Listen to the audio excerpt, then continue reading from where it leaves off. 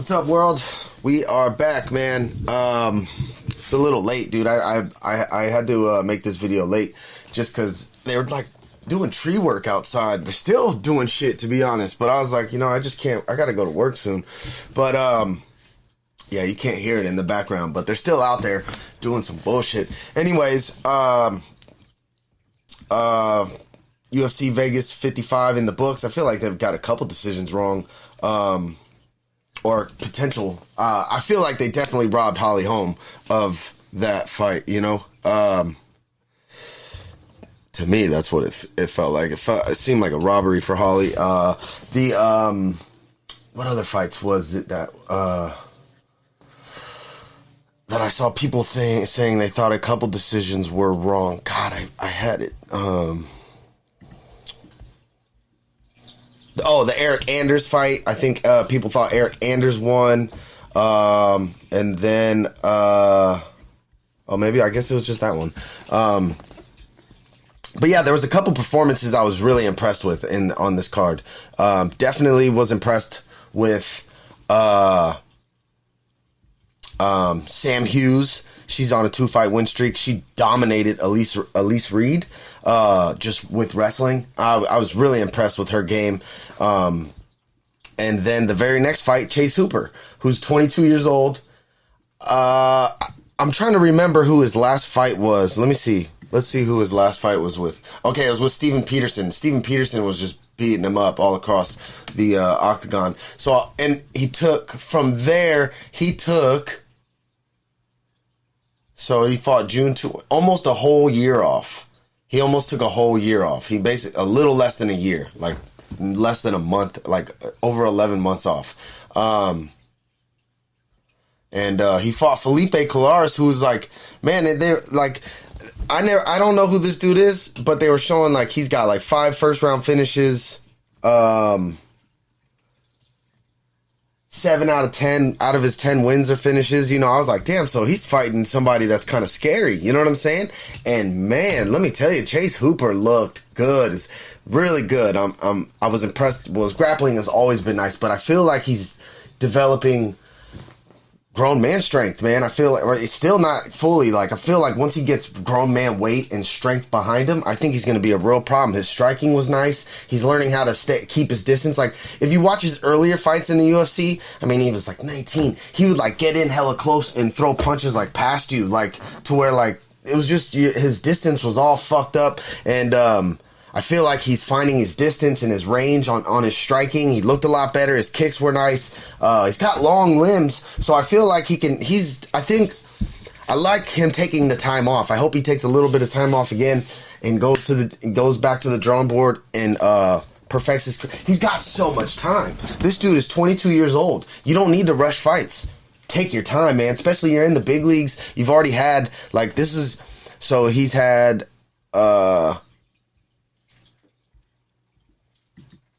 What? I feel like he's had more fights than just these 2 fights in the UFC.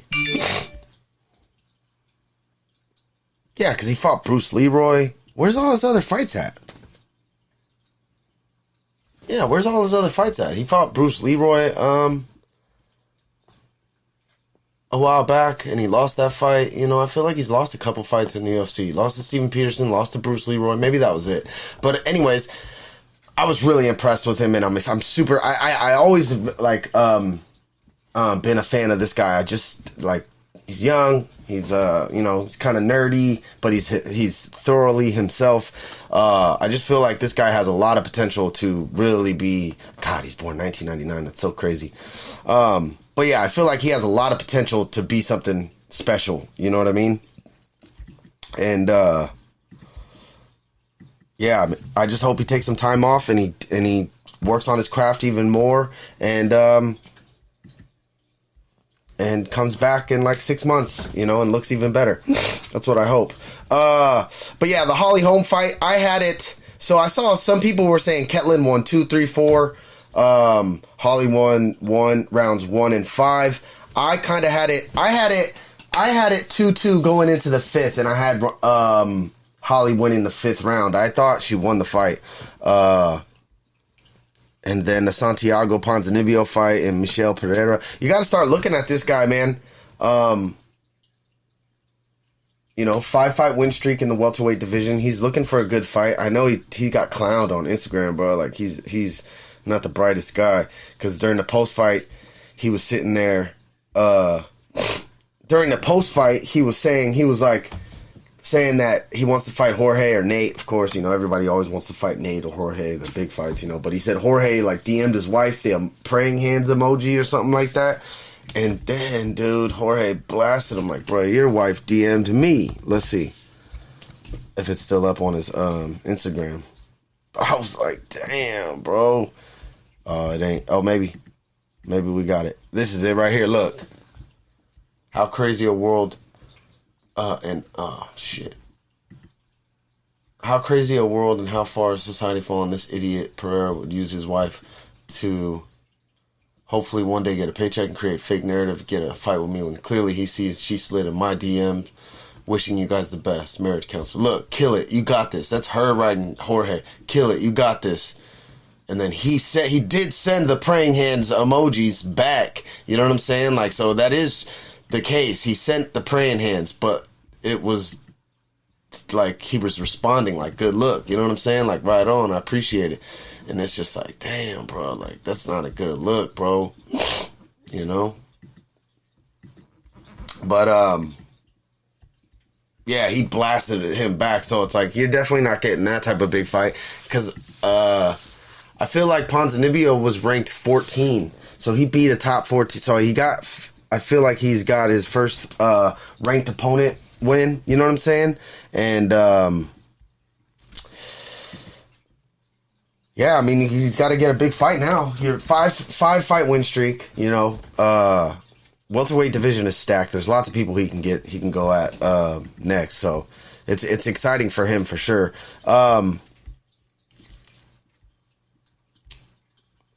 Yeah, and I mean, this dude Chidi Njokuani. I know he had a brother that fought in the league, but this dude's got 2 finishes.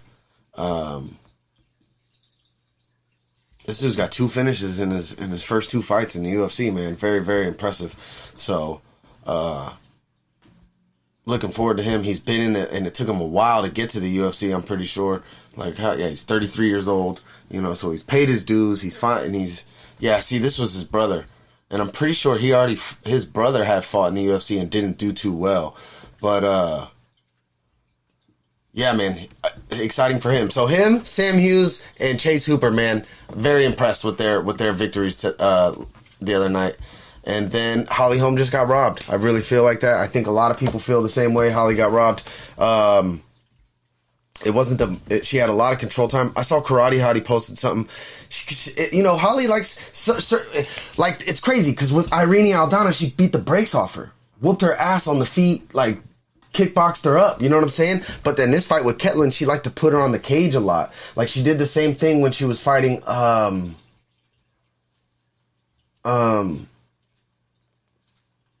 Cyborg. Like, she liked to fight against the cage. She was fighting up against the cage a lot, you know? Like, she'd throw the same combinations and then put you on the cage and hold you on the cage. And, it didn't work out this fight either. But I saw people were saying, like, you can't win fights like that. And it's like, yeah, but people win fights like that. So it's like, where there has to be a clear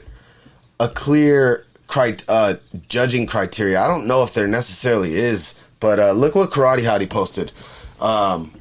Look, so total strikes, 183 out of 295, 104 out of 178. So she threw a lot more, landed a lot more. Her percentage is probably better. Her strike percentage is probably better. Significant strikes, 63 to 136, so a little less than 50%. And then hers is a little over 50%. Headshots, 32 to 120, 38 to 106. Body shots, 20 to 30, 19 to 21, 60 to 69, 6 to 9. Control, 10. I mean, percentage-wise, she did really well, striking percentages. But this control time is what made it look like Holly dictated the fight and won the fight, in my opinion. I thought she won the fight. I just thought she won the fight. I thought she did enough. I thought she won the 5th round. I had it tied going into the 5th. Had it 2-2 going into the 5th, and I thought I thought she did enough, and I thought she got it done. But she got robbed, so I mean it sucks because she's 40 years old. It's like, now what? You know, if she would have won that fight, that's a huge victory for her to like get her name back in there at another title shot. You know what I'm saying? She'd be like another big fight away from winning. But now that Ketlin won that fight, it's like Ketlin is now possibly, you know, just throwing her name in the running for a title shot. So, yeah, that's about it for UFC Vegas 55. The next card is June 4th. It's the night JJ Aldridge fights. So it's the Alexander Volkov Jairzinho Rozenstruik fight. So, who is this dude?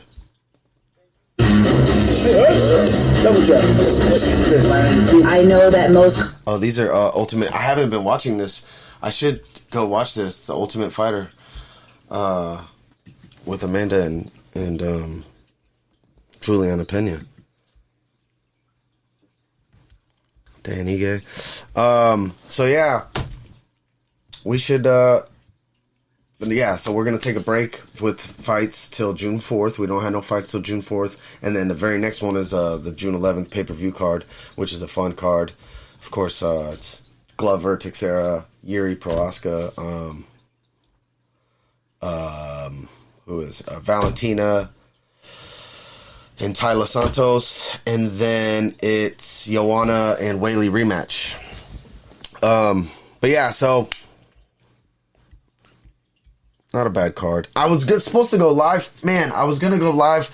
I brought my computer to Tracy because that's where I was originally watching the fights. And then I left Tracy and I came back home to watch the fights. My laptop was there. So I fucked it up. But I'm going to go live for JJ's fight. I was like, all right, cool. That works out because I'll go live for JJ's fight and just do it like that. But, so I do apologize for that. But this will be uploaded in a little bit. Like, comment, subscribe, all that good stuff. I appreciate you guys. And maybe I'll drop another video in the week. Scroll through some news, see what's going on since we're not in the fight week. There's nothing happening. But maybe some newsworthy shit will drop. You never know. So yeah, man. That's it. I appreciate you guys. I'm out of here. Peace.